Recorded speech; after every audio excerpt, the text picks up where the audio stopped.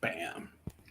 This is David Livermore, and you're watching the Break It Down show with Pete Turner. That's me, man. That's me. This is so much fun. I'm so excited to do this. It is not often that you get someone with, look, you're one of the you're one of the main people in the whole world of cultural intelligence, CQ, and I didn't even know you existed, and I was out in the real world doing my spy stuff in a foreign land, and so we're taking like the ivory tower and then the grunt guy, and we've brought us together to have this conversation on the practical application of cultural intelligence. What is it? How does it work? And I'm super excited to have this conversation with you. Thanks, Pete. I am too. So I guess we should first off put the book up here. Digital, Diverse, and Divided. Boy, that sounds familiar. It's a hell of a book. You've written a lot of books. Why did you choose to write this one at this time?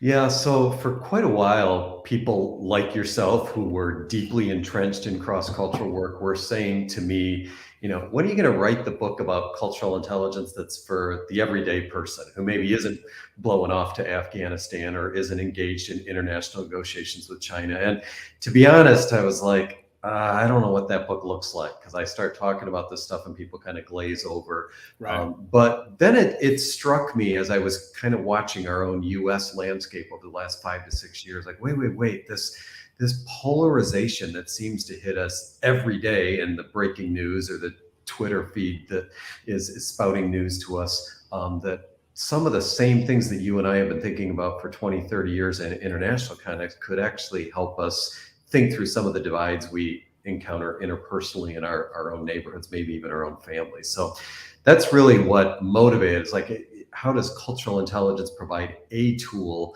to help us right here at home potentially navigate some of the differences that we have? Let's define some terms, because it's easy to say the word culture and then it's really tough, really Right. tough to define it. So how do you define culture? Yeah, and then I want to hear your definition as the guy who's been on the ground for Yeah. multiple decades. So I really like the really simplistic definition of it's the way we do things around here. It's kind of the taken for granted assumption. I mean, of course, there's the definitions from textbooks of the values, beliefs, assumptions, and behaviors that distinguish one group from another. And I think that's useful, but bottom line, it's just what I think makes sense and what is normal and appropriate and good manners and effective as compared to what you think makes sense. What would you say? How do you define culture? Yeah, and I love that it takes so long to explain it through, right? Like there's not just Right. a jug is a vessel that holds it's like nothing like that. I would say, and I don't know where I got this from. It's not mine, but anything that can't be described by DNA. Anything outside of that That's good. is culture. I like that. But how do we know? Like, we're learning so much about DNA and how impactful genes are. Like over 50% of who we are is driven by genes, or the people who have their genes who impact. It's crazy. So I don't even know if that's legit. And then the way I try to describe it is like, if you imagine like going through a traffic intersection, we have rules, and we don't have to all like they don't have to be posted everywhere, but we have rules. And if you work through a very complex intersection in, say, New York City, we'll all there might be some disagreements, but we'll all kind of figure out how to get through. If you go to Cairo, in the shadow of those pyramids, and you look at their big main intersection, it won't make any sense to anybody. There's a red light on and everybody's all in the It's like, it doesn't make any sense. And being able to navigate between those two intersections is where you start to bring the CQ element in. Well, and I love that you use that example, because with the pyramids in the backdrop, you can hardly say this is never going to work, because somehow they have made it work for thousands of years. But yeah, I often challenge people to add the words "to me" after this doesn't make sense. Right. Right. Yeah, that's exactly right. So yes, there are people sitting on top of a load of, I don't know, burlap bags that are like overloading this truck, and then there's people riding on top of that. That doesn't make any sense to me. We would never do something like that here in Southern California. But that's how you move the workers that are going to unload that load. You put them on top of the truck, and then either it's up to God if they make it or not. So, but clearly you must have wrestled with, okay, I can appreciate that's not the way they do things, but at some point you see something where you go, well, that's dangerous. Like that doesn't need to be that way. And this isn't just value neutral? Like one of these ways is safer than the other. Like how did you wrestle with when to speak up and go, yeah, I get that makes sense to you, but it's putting lives at risk that don't need to be at risk because of safety. Yeah, this goes into an interesting direction in terms of like ethics, right? And our ethics situational, and I would say that they are. And you reach, this is my concept, you'll have to bear with me as I try to explain this. You reach a point of ethical saturation where no matter what you do, when you try to make the right decision, you're so saturated with these ethical conundrums, you can't navigate all of them. It just becomes this stew of stuff, and your input is just making the problem more chaotic. And so an example is we had a guy working on a comms tower on an Army post. And by Army regulations, this Iraqi dude has to wear a harness. And so he's doing it, he's complying. And the safety harness is attached to him. So we've got him in the saddle, we've got this bungee thread, and he's just attached it right back to the thing. And then when you go to talk to the guy, he's like, I don't know, you guys made me wear this thing. I don't need to wear it. Because they were like, yeah, but we want to keep you safe. He's like, well, I'm not going to fall. So you're just like, well, then what are we talking about? You know? Right.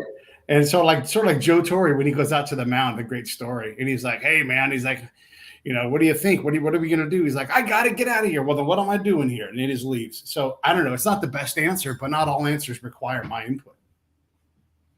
That's your best answer right there. I mean, maybe more of us need to think about that before we speak up or tweet the next thing out. Oh my God. Yeah. The best tweet is the one you don't send, right?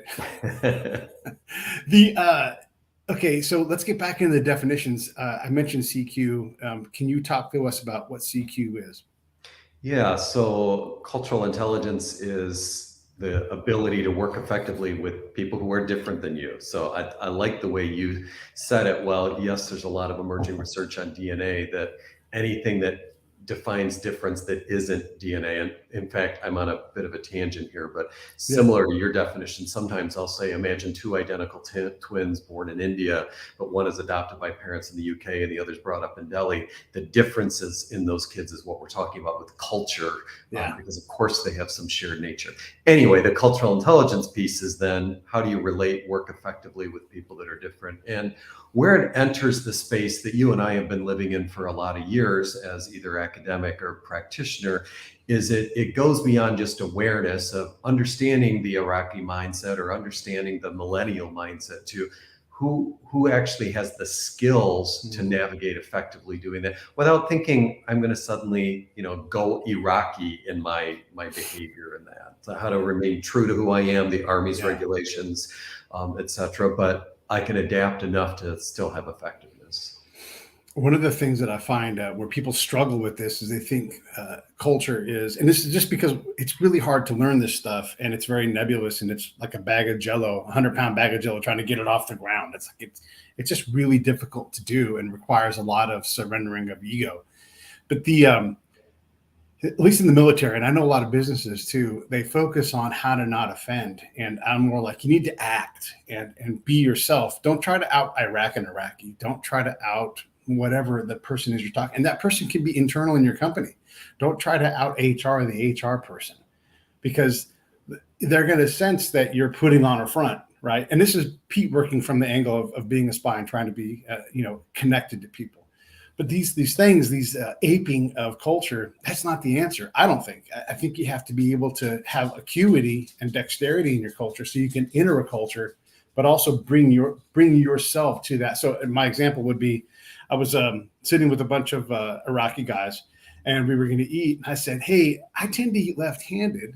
What do you guys think about that? And they're like, hey, Pete, you're an American. You're not from here. We all understand that. I don't know why you'd worry about that. And I'm like, oh, and so if I drink water during Ramadan in front of you, is that a problem? And they're like, I've got whiskey in my desk right now. Would you like some?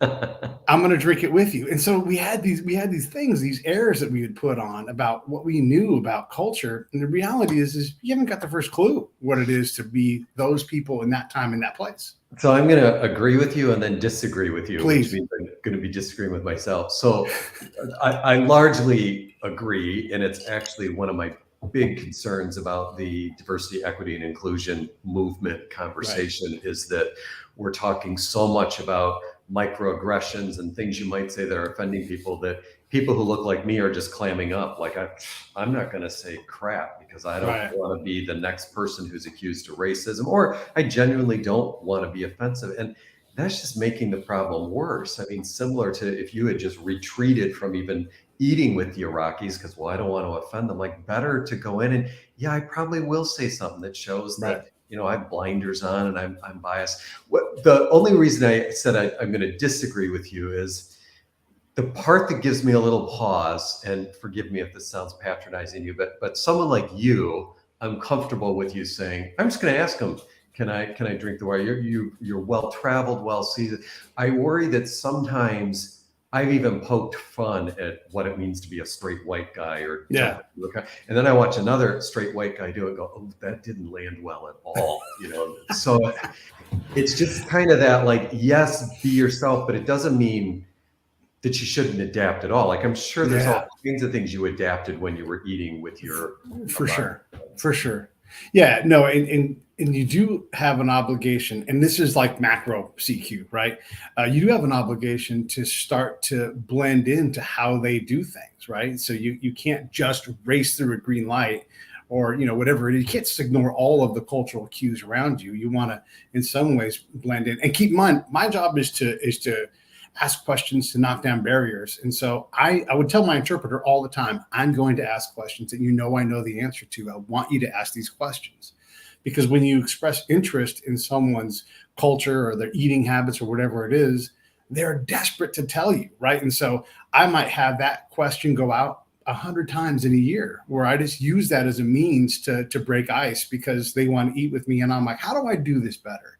And I may be adding in different versions of it. And you understand this, as I go to every house and I eat a meal with them, with outsiders, they all do it slightly differently. And so maybe there is a house we had, here's an example. We had in a valley, we were studying female empowerment, which ultimately became a paper that we published. And one dad is like, yes, we have a portable radio. I can't even get that thing back from my daughter. She plays it all day long. It's the greatest thing for her. Can I have another one so we all can have one too? The next guy, literally the next door neighbor. Now, granted, it's a farm, so he's pretty far away. But the next guy down the road, he's like, if my kid touches that thing, I beat the shit out of her. And you're like, whoa, what is going on here? How do I understand this? These guys are next door neighbors. They both want the same things, but our impact, again, this is that whole thing where, like, our impact of bringing these radios in is causing unknown harm to people. And I think the challenge that you and I have probably so often observed is, if one of those experiences was had without the other, too many might start generalizing and saying, none of these people want radios, or they all want at least 2 radios, et cetera. And like, how much of that was culture? How much of it was idiosyncratic, et cetera? Yeah. And is any of it malleable? Can you get that more hardline dad to back off a bit, or what created that back? So now we got to back way out before we start to change anything. And this is where we are really bad. We just come in and start changing things. I know what the problem is. In America has as long as we've existed, we've done this problem. And it's probably true for a lot of cultures, but we tend to come in with the answers without having asked the questions. And one of the sayings that I've come up with is, you can't presume to improve the condition of something you refuse to understand the condition of. Because but that's a lot of what we do. And with the DEI stuff, I worry that people are putting solutions on top of things that they haven't defined. Yeah, exactly. A similar thing that I often say to what you just said in terms of the conditions is, any behavior makes sense if you understand the perspective that informs it. And it doesn't mean I'll agree with the behavior. I may actually say it's reprehensible or it's evil, but and you can speak to this with much more credibility, but even a terrorist behavior may make sense if you genuinely understand, here's the perspective and how they arrived at that conclusion. Now, I'm way out in left field to be talking to Mr. Spy about how terrorists think and behave, but we're not disagreeing on this stuff, though. I mean, this was the amazing thing when I found, and you're not the only person, but there's a whole litany of people that have written about this, and I'm like, I wish I had these books. And then practices before I ever started doing this work. I had to sort of cobble this together myself, whittling my own wheel out of wood or whatever, instead of just going to the wheelwright and buying one. There are so many examples of these things where, you look back and so I always talk about like, go through all of the specs, retrospect, circumspect, prospect, whatever it's going to be, and just get that camera and turn it around the other direction every now and then, or put it on their shoulders and consider what they're seeing from you. And man, you learn to shut up and slow down, because this is, for me, deliberate, delicate work, and it's fraught with errors. But you have to have these errors under your belt to get good at doing it. Yeah. Yeah, there's no substitute for the direct experience, right? I mean, there are people with lots of experience who don't learn from it, so they don't incorporate the specs. But if you don't at least have the experience, really hard to just learn it from a book. I would hope that these kinds of books help provide some tools and handles, but by itself, it'll still be theoretical. One of the things, we're kind of just doing some groundwork here just so folks can have an understanding of what we're trying to talk about. But one of the things I struggle with is we talk often about diversity, but diversity and unity are antonyms, right? Maybe they're not perfect antonyms, but they're antonyms.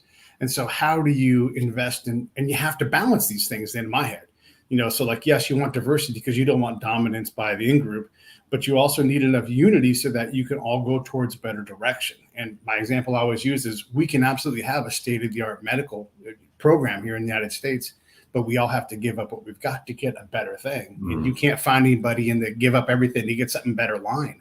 We just can't agree enough to do it. Yeah, that's exactly right. And it's one of the things I've really wrestled with is, kind of the holy grail of diversity is to focus on differences and celebrate the differences. And I think it's been good that largely the diversity conversation has moved away from the colorblind approach. Oh, I see everybody the same. Bull, you don't.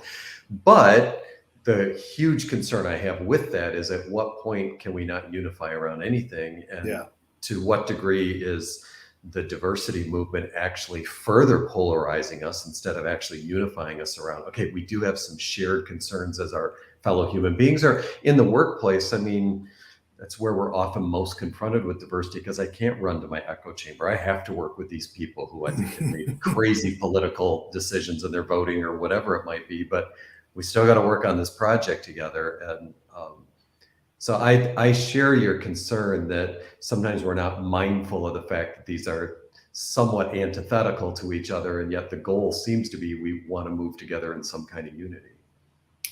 We talk about bigots and racism and these kind of things online, and pretty harshly, in ways that we wouldn't do across the a countertop with a couple of letters on it, But the reality is I think bigotry is a human condition. The things we don't know, we don't trust, we don't like, we don't always want change. Some of us may be more tolerant to change than others, but then you put them in a different setting and then they would reverse roles. This is very tough stuff I don't want to assign anybody an evil, like, hey, you're a bigot or you're a racist. I'd rather, and if I'm trying to change that, it's like telling somebody they have to get a vaccination and calling them stupid if they don't do it. Right. Like, okay, I want people to get vaccinated too, but I'm not going to act like a dick. Who was ever successful in getting someone to change the way they behaved by saying, oh, you're such a racist? Like, you know what? You're right.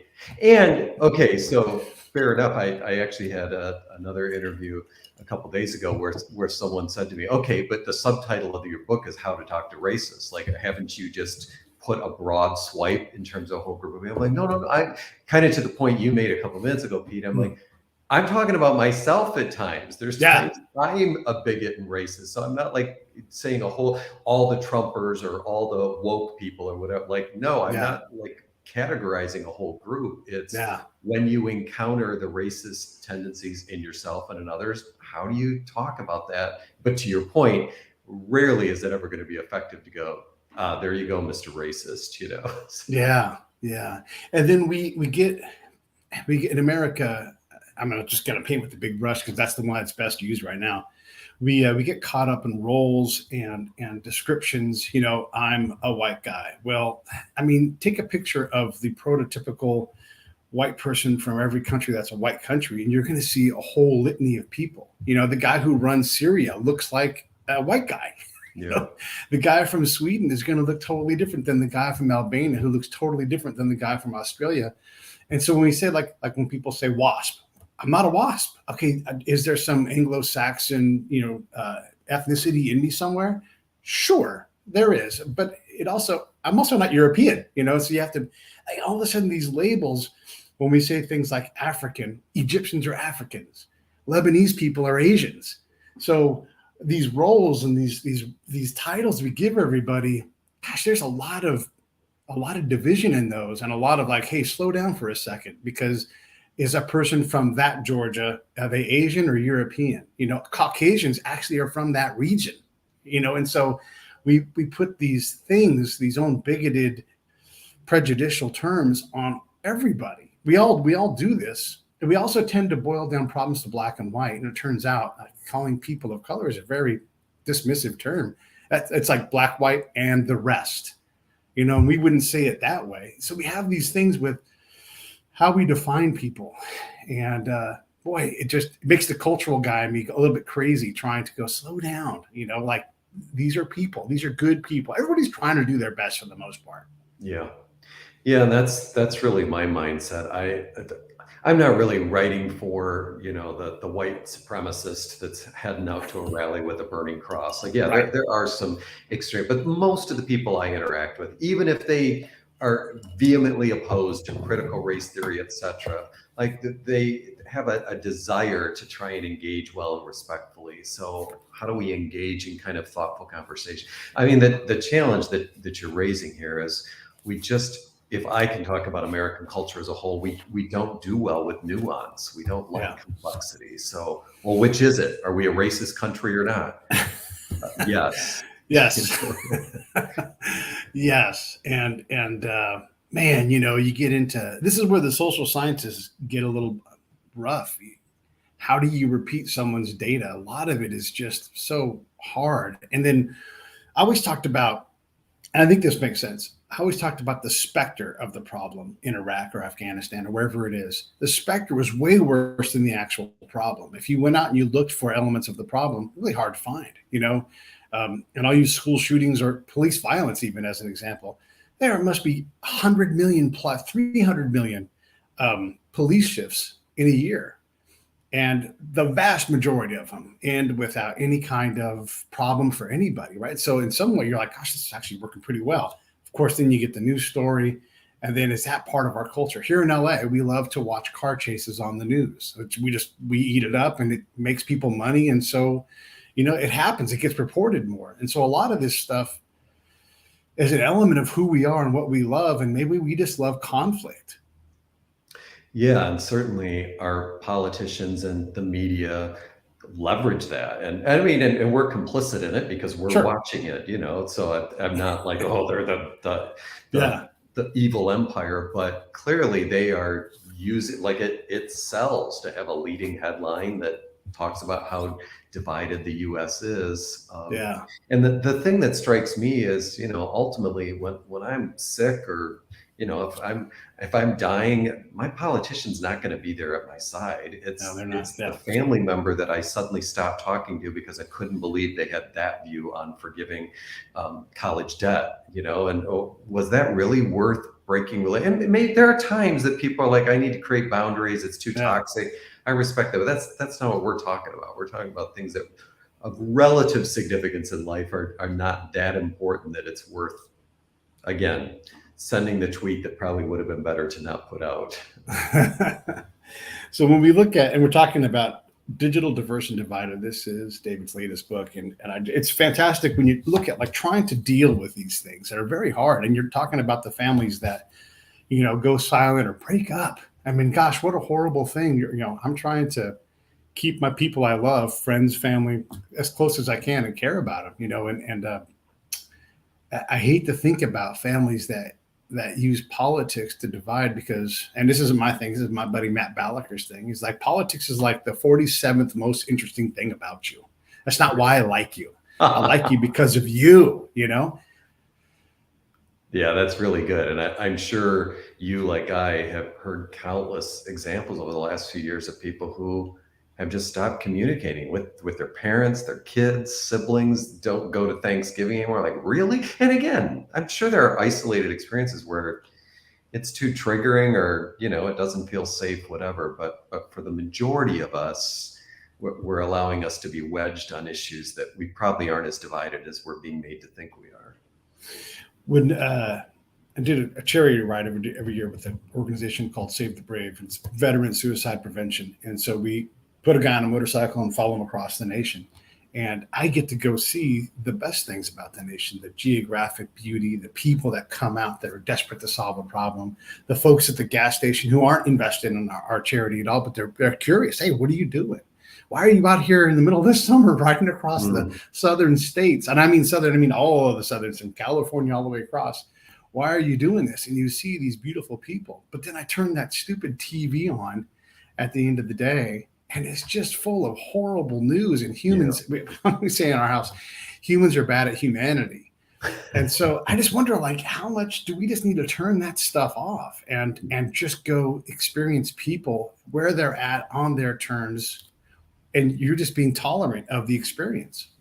Well, and I mean, this from all the places you've worked around the world. I mean, you suddenly get a very different view of an Afghan village elder or an Iraqi when you're sitting down and having tea together or eating a meal. And the same thing with our polar opposite here. Like, okay, that their perspective on that political view, I mean, to your friend's point of the 47th most interesting, that's just one isolated piece of who you are. Right. There's something you said several minutes ago too that I wanted to come back to that I think is a powerful thing, whether we're on the other side of the world or closer to home. And you framed, when you talked about the eating with your left hand, you framed it as, hey, I'm an American, and it's more comfortable, or they said back to you, you're an American. Yeah. There was something about you put yourself in a place of vulnerability and you acknowledged that what you were doing, you knew was not the appropriate cultural thing for that. And I just think that goes so far when you take the lead on that.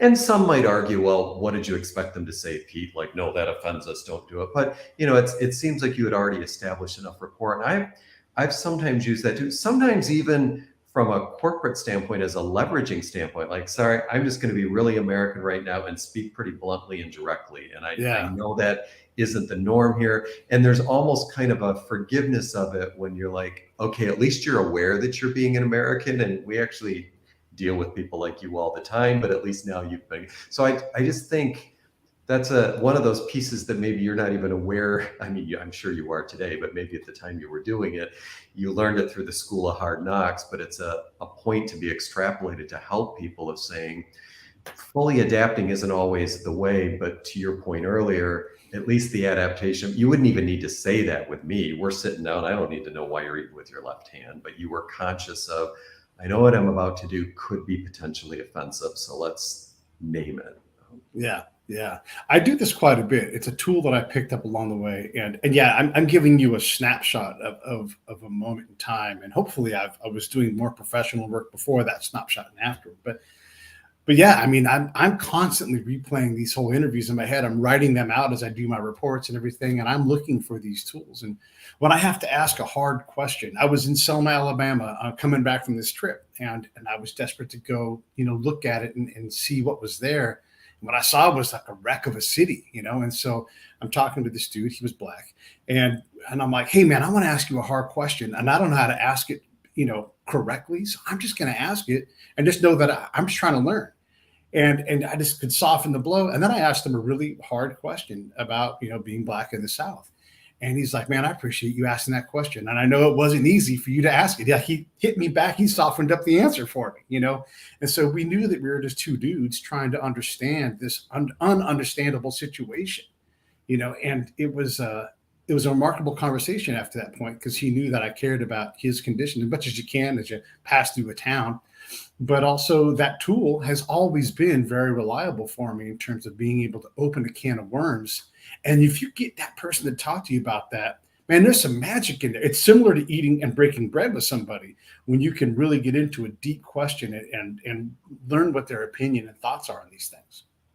Yeah, and kind of my take on that is there will likely be times when people like you and me try that approach, and we will be told that was inappropriate and that was racist. You said it, shouldn't have said it. But for every time that happens, there are 25 times that I get a similar response to what you got of, thanks for asking, and maybe even later might say, now you might want to ask that a bit differently to other Sure. people, whatever. Sure. But I just, and there's part of me that says too, like if once every few months someone might say that was pretty racist of you, like I think I have thick enough skin, I can take that. It's nothing compared to our friends of color who might be experiencing discrimination all the time. So, oh no, like let me just take a risk and be vulnerable and engage in relationship and conversation.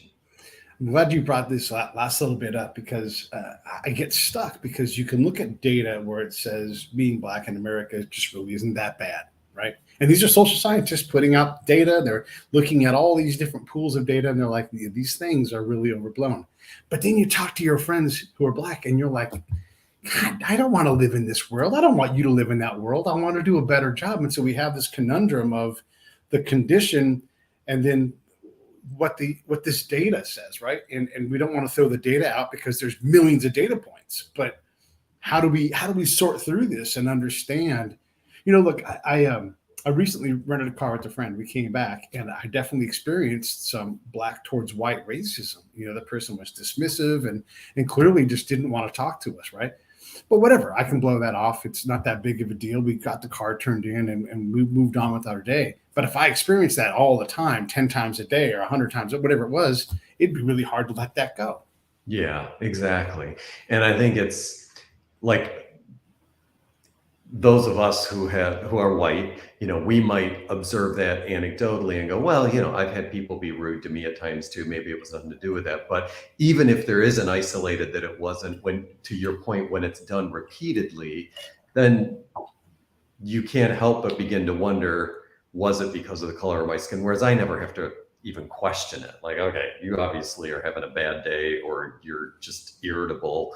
Whereas, if I'm a Black guy, then I'm like, okay, would you have treated me this way if it was differently? So I'm with you. I feel this tension of attention bias can be, if all we ever do is get inundated with the discrimination in that, or the bad apples in law enforcement, et cetera, and systemic racism, it can be debilitating to a person of color. Like, there's no way I can ever get out of it. On the other hand, if we just deny that lived experience, well, the data says, you're actually safer being this way than that. Like that doesn't seem like a very good way to go forward either. So yeah. This is like delicate ground here, but I think it's important that we have the conversation. Like when you raise a kid and you're trying to have a talk about if you encounter the police, I think of it as a combat guy. Like, make sure they can see your hands. Matter of fact, I got pulled over in a group of cars coming from the border area in Texas, going up to get back to the border area, and they didn't know who we were, and so they pulled the lead car over, and I was the tail car of 3 cars, and so we pulled over with our friend because we're in a group together, and we don't know who they are. I mean, sure, they've got cars that indicate that they're the border patrol, but you don't know in this part of Texas. Anything could have happened. And so we pulled over, and they thought that we were setting up an ambush on them. And so, I sat there calmly with my hands on the steering wheel so that you could see them, because I know as a combat guy, if I can see your hands and you're not doing anything threatening to me, I can start to de-escalate a little bit. And we worked our way through that situation. But I would want my daughter to act similarly, like, be calm. And the officer asked me for my wallet. I'm not sure where my wallet is. I'm on a road trip. That might sound crazy, but look at all this stuff that's in my truck. I believe it's in my pocket. I'm going to need my hand. Do you mind if I get it? And I act like someone that doesn't want to get shot. I act like someone that's going to comply, so that we can hopefully get through this moment in time. It might involve me going to jail. But if you don't approach it that way and you teach fear as a response, for whatever reason, you're going to have this, oh my God, this is a life or death situation, when it didn't start out that way. Right. And so we can create this paradigm. And it just breaks my heart when I hear, parents talking about on the Black side of things, that they have to have this conversation about, hey, you're the one that's going to get targeted. You're the one that's going to get shot. And then you think, man, how much of this is a self-fulfilling prophecy, where if we allowed police officers to be good, like they typically are, maybe we would have less violence. but I can't ask anybody to make that choice, because we've seen what happens when the police officer isn't good, or when things do get chaotic, or we ask them to make impossible, perfect analysis of a dangerous situation. And so I don't know what to do about that. Do you have any thoughts? Do you even want to get into that? We can avoid that if you want to, because that is not comfortable. Let's have two white guys sit around talking about this, right? But we do, guys like us need to, because that's the whole thing. We could just abdicate responsibility and go, well, thank God it's not my problem.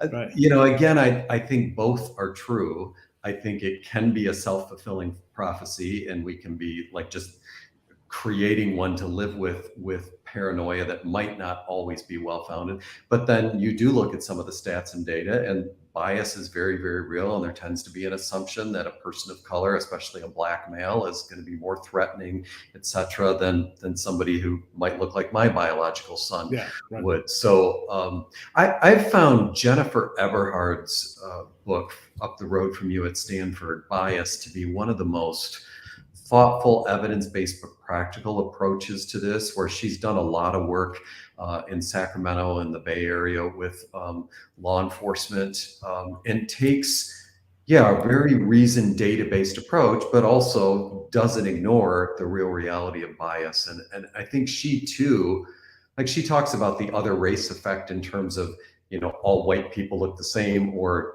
vice versa, the uncomfortable thing of people might say, oh, all Asians look the same, or all Iraqis look the same. And she kind of comes at it from a brain-based approach, going, no, there is something about our brains that tends to lump people that aren't like ourselves in together. So it feels a little less, to use your law enforcement security orientation background of de-escalating, it feels like it takes a little bit of a de-escalated approach to, there's very real issues here, and there's reasons why parents, Black parents, need to talk to their kids about it. But let's also not allow the media to talk us into thinking that our kid, that an officer has a gun ready to pull on them every time they pull out the driveway, kind of thing.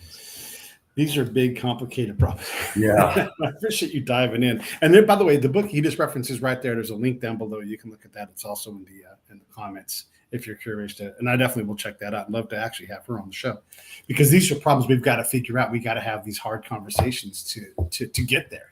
We got to be able to do it. And to link it all the way back to, I think, what initially connected you and me in the space of cultural intelligence, like, these issues are not that different from the kinds of things that you've spent your career working on. And for me, more in philanthropic and corporate work, have spent my career working on. And these same kinds of intercultural skills that we've applied internationally are things that can help us navigate some of this here. That there's complexity to it, but doesn't mean there's no way to navigate through it. And some of those skills that you've developed, finding out if someone's open, building rapport, seeking to understand their perspective, and then somehow finding a way to move forward around a shared objective, these can help us at home as well as overseas. There's a lot of data on trust, and learning of like what we don't trust. And then if you can trick your mind into saying, hey, I don't trust this because it's my first response. And this is like the evolution, right? Like, how do you let that first response go by you and then say, okay, now let me take this reasoned approach, when possible. Obviously, sometimes you have to react instantly, but not as often as you think. And so you have things like, how do you build trust? How did people say build rapport? Well, what do you do? Like, there should be steps for this. There should be signs and cues, and you should slow down long enough. Which, if you're trying to interact with somebody you don't know from a different culture, you should slow down a little bit and be a little bit more receptive. This all goes back to, I can't remember the other two that are your peers in the academic side, but just being open to the fact that there is a different culture and it is going to do things differently. And for them, it does work. You look in California here where I am, or Texas, and how they run their state, dramatically different. And both of them are wonderful places to live. So, the last statement you just made is probably so offensive to some people on both sides. Yeah. But that's the thing that just drives me nuts when people are talking about other nations versus the U.S. Like, hey, for all of our foibles, my parents immigrated here from Canada right before I was born, but I think there's so much great about the American experiment, but so also is the Denmark experience, and the Swedish one and the Singapore one, et cetera. So my acknowledging that Texas has somehow figured out a way to be a good place for people to live doesn't automatically say, and therefore that means you think California is a complete mess. Yeah, yeah. And we got our messes, but it's a big state. We got a lot of really nice spots where there's not that much mess. When I leave California on this ride every year, it's funny because in California we talk about the South in a very derogatory way, and this is a little aside here within this conversation. I'm always trying to figure out like what is the South or what is the Middle East, right? And so here's what I figured out for the South. I'm curious at your thoughts, and we can come back and we'll finish the thought. But wherever they serve you iced tea and it's automatically sweet tea, they don't even ask, you're definitely in the South. Now there's areas where it kind of shades out into gray where maybe they do, maybe they don't. But for sure, if you get an iced tea and say like Shreveport, you're going to get a sweet tea, No and so you're squarely in the South. Yeah. What do you think? What is the South? Gosh. I mean, that's a good distinction. Yeah, I don't think of from California to Texas as the South. Right. I think of it Texas on over eastward, not Right. because I have any well thought kind of explanation for that. Right. Yeah, But it's yeah. tough to define, but we know we don't like it. It's like, And there's all California. kinds of, and I think I referenced this in the book, but there's all kinds of research on the bias against a Southern accent and Yeah. people who will view it as being less informed and less intelligent. And so that's one of the first things that prompts me to think Southerner is based upon the accent that's there. Sure. So I wanted to come back for a moment to the trust piece that Yes, you mentioned, because in the corporate space, I've dealt with this a lot throughout the years because, oftentimes Americans are, especially if they're traveling into Asia or the Middle East and are feeling jet lagged out of their mind, they'll view the dinner after work as optional. Like, oh, I need to go back to the hotel and sit in the lounge and do whatever. Yeah. And I'm saying, wait, but your real way of building trust to get that contract is over the shared bread.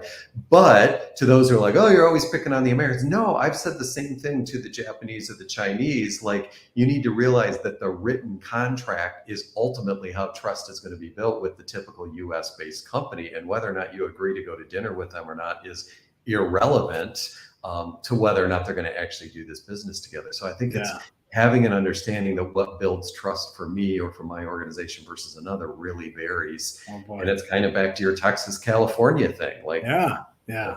So, yeah. And so back to the whole thing is when you leave California, we leave this, I'm leaving a world where the South is seen as a negative thing. And then when you get into the South, somewhere in Arizona, this starts, which is right next door to California, they go, oh, you live in California. Like, it's horrible. Like, we're horrible people. And I'm like, we're the South.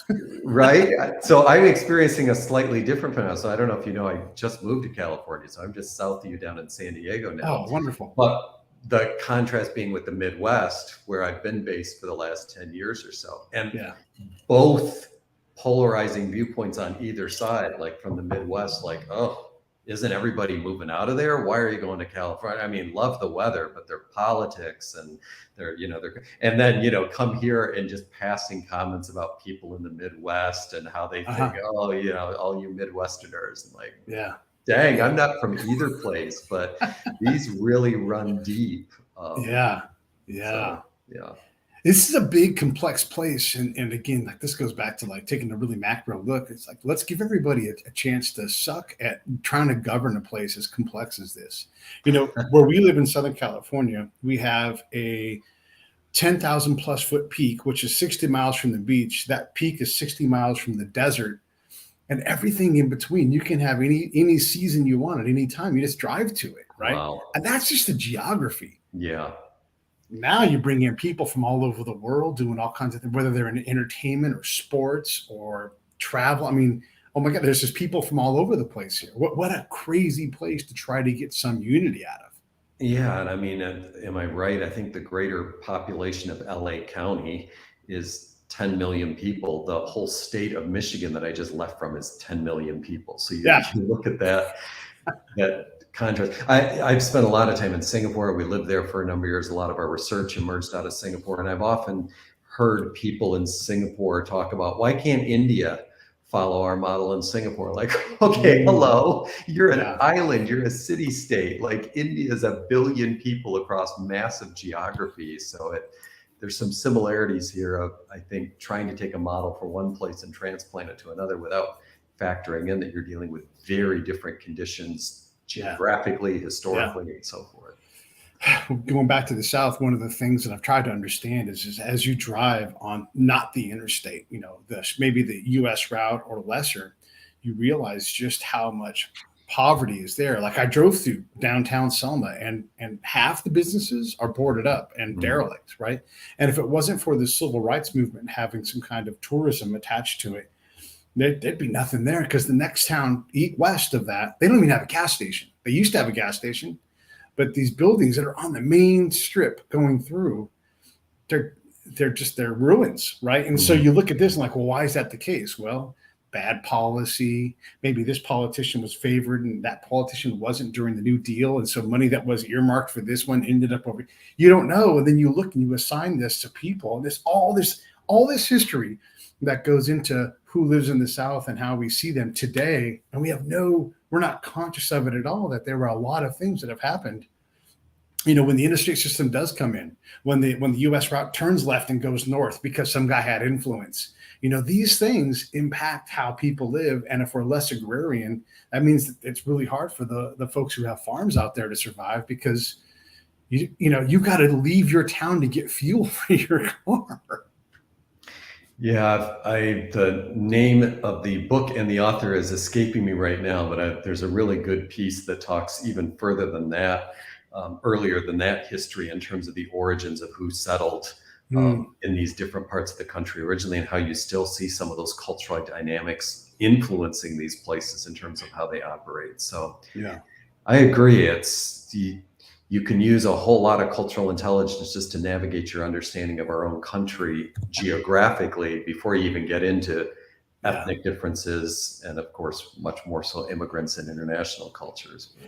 One of the new things, and you cover it in the book. By the way, here's the book, Digital, Diverse, and Divided. It's fantastic. You're going to learn a lot about culture and how to maybe have some of these conversations with your loved ones, and maybe even learn to love each other a little better. The thing I wanted to ask about, and again, these are delicate topics, but I'm glad you wrote about them. The thing with pronouns and gender versus, all of this stuff is very confusing, right? And the terms are moving. Like the term racism has been rejiggered, and now there's separate definitions of it, where you have one that's focused on looking at superiority, and the other one's focused on power, right? And so you're like, how do I navigate that? And the same thing with gender. And I'm going to use the paper that we wrote, my buddy Rich and I, and it was about should we even be going and trying to conduct female empowerment operations in Afghanistan? And that wasn't the title of it, but we knew we had to put a clever title in there. And so as soon as I would say the name of the paper, basically dealt with female empowerment, the argument would start before someone had even read an abstract. They're like, which women are you talking about? Like, well, which women do you think I'm talking about? And so we couldn't even have these conversations. And now we're redefining what these are. And we're seeing that the younger generation is looking at their sexual orientation and their gender, and they're just throwing the salad in the air. And it's making folks who are been around, who are like, oh, I don't understand all this.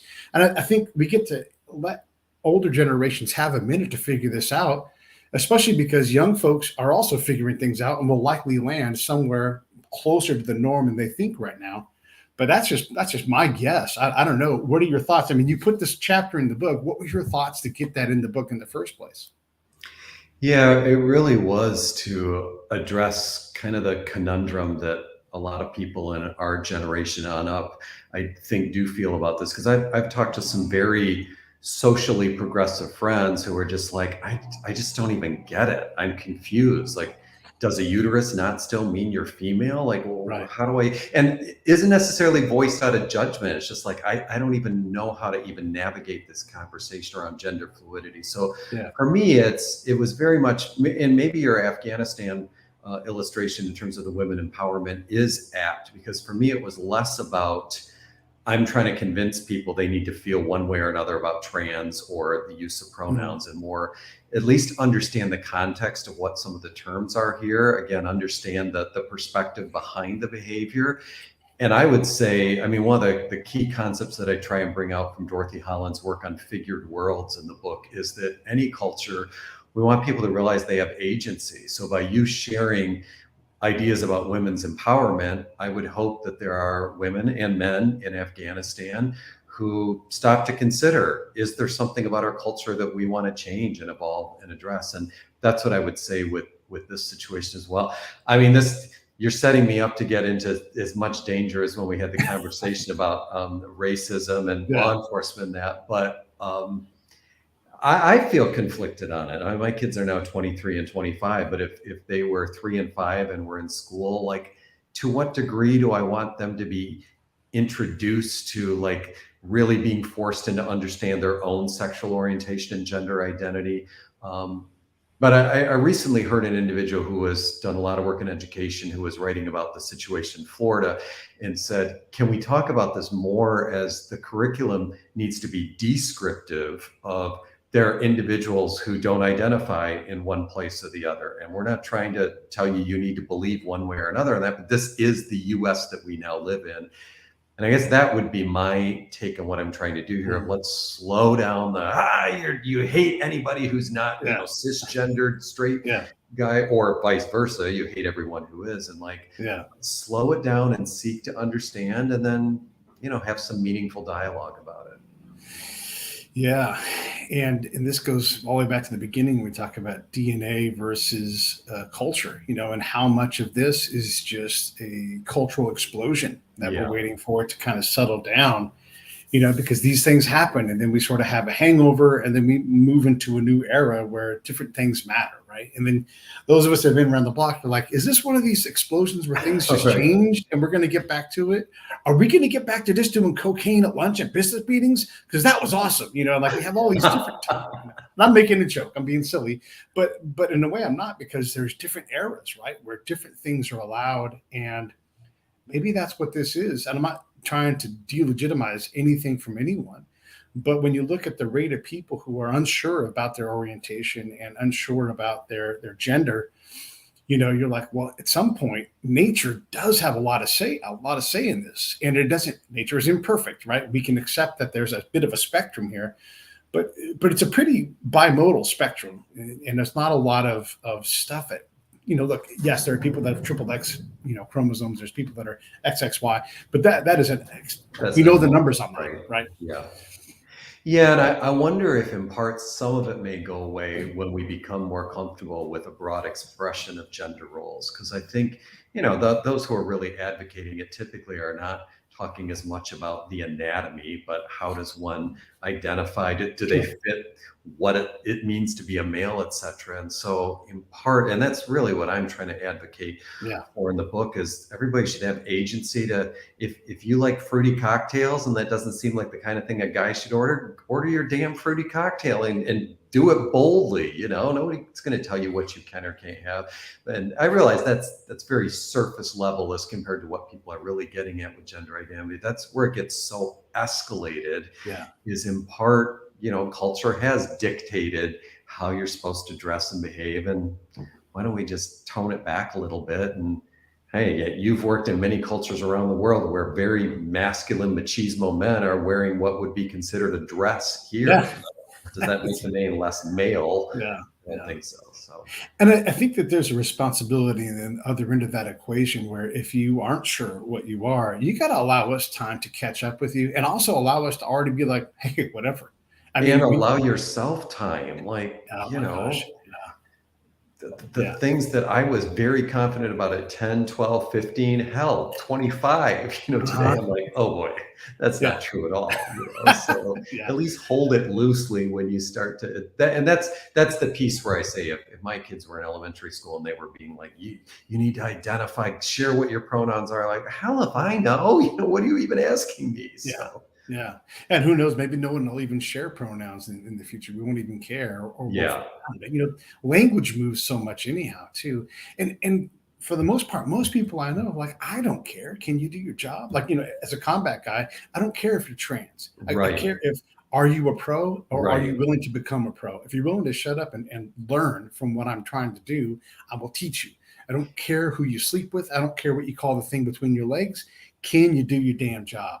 Don't make your problem my problem, you know? And that message is what I've tried to say to the people who get very worked up over it on the other side is, why do you care? If they want to go by that name or that pronoun, does it really matter to you? Like, and you can still have your opinion about it. I don't think it's morally right or whatever, but what is it that you actually need to be interacting together on and focus on, to your point, the job, which I think is a key part that cultural intelligence brings to this equation, whether it's as a spy, as an international business person, or interacting with somebody over these polarizing issues. Like, what's an external outcome that we're both trying to get at? What are you laughing at?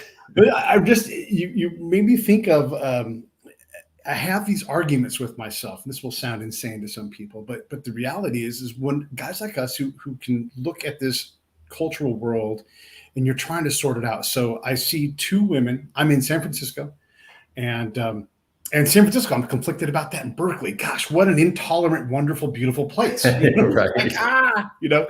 So there's these two ladies, full burqas with their squire, because women can't walk around without, you know, a squire in a lot of the countries. And so I'm just like so pissed. I'm like, here we are in San Francisco, you know, like Gloria Steinem is probably 5 miles from me right now, you know, and there are these two women on the corner in burqas that have to be walked around by a man in the United States, especially in San Francisco. And then I'm like, you know what? You're a dick, because they have religious freedom and they can do what they want. And I was like, I walked by them and I just kept having this conversation back and forth with myself. I didn't know what to do. And ultimately what I did was I minded my own business, because I can't inject myself into that situation.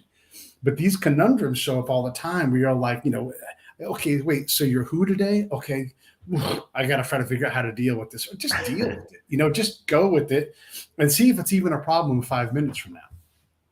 And I guess I would agree, it's not your or my place to suddenly insert ourselves, but my question rhetorically would be, are those women consciously making that choice? And they may be. It's all part of the argument. Agency to transcend that if they don't want to have to be guided around by a man. And if they're like, no, this is what I want, and it's the expression, and I feel liberated to do this, great. But it's kind of back to your female empowerment. Like, I'm not coming in colonizing you that you have to believe about women the way I do, but I want you to at least know there is another way to think about this. Yeah. The hijab, and you covered the hijab in here a little bit too, and I thought you handled it fantastically, because, you know, it's not our place to determine what a woman's hijab is or why she wears it. But the reality is that it's more complicated than we want it to be. I've literally had the conversation with the dude who hits his daughter and beats her when she's on the roof too long because she's a whore, you know, and they have to cover their hair because they're whores.